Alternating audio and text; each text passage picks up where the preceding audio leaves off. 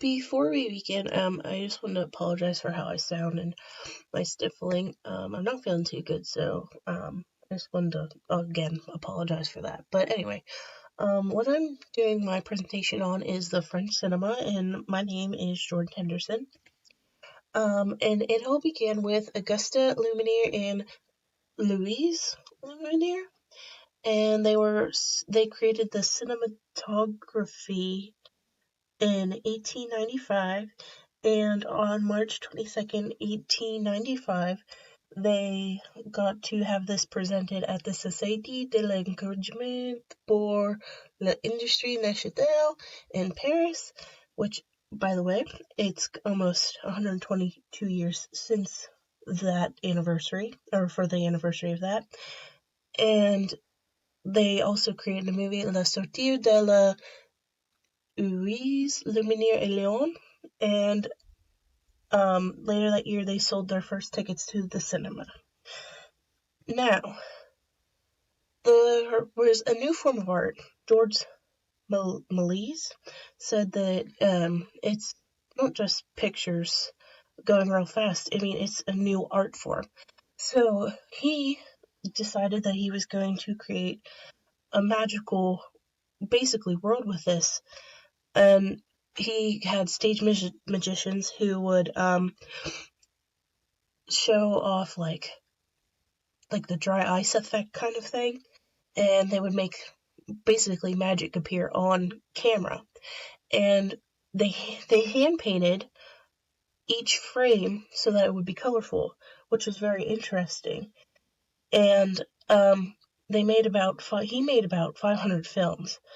But what came next was even greater. The next people that came next were Charles Péthey and Léon Gaumont, and they were filmmakers who also created Péthey and Gaumont film industry. In the 1920s, films became longer to compete with American films, and the government limited the number of foreign films because the Americans were having such high demand in their films. And this picture is a picture of Les Mis, which is awesome because our American films have just come out with the other one and a couple years ago, which is awesome. It's funny how long that Les Mis has been a big deal. And then there's the 1930s. I can't hear you? Well, that's not anything anymore, because now you can hear people talking and sounds on the cinema. And you could also hear the political and economic turmoil all around you. So people would go to the cinemas to escape. And it would show darkening moods and darkening lives about like how they were living, and like you could tell that war was coming. And then the French and Germans, they worked together and to create films. And during that time, they were selling between 150 to 450 million tickets. And then World War II happened. Now we're in the 1940s. Films stopped altogether, but then the Nazis decided that French film was very important, so they started it back up, and there were subtle hints of anti-Nazi movements in the films. But then fast forward to 1944 and the war's over, which is awesome, and the films started coming out better and more as the time goes on. And during that time of the war, films were very depressed and like darkened moods and stuff, like even more so than the 1930s. But anyway, sorry. In the 1946, the Festival de Cannes came up, and it's one of the largest festivals in the world. Then the war is over, but it's not for the films because the French were in a depression sort of thing, like the very bad money situation after the war. so the Americans agreed to help them out, but they would have to show more American films, which didn't have a good effect on the French film industry. In the 1950s, late 1950s, color happened in the films. There were subtle colors inside the films.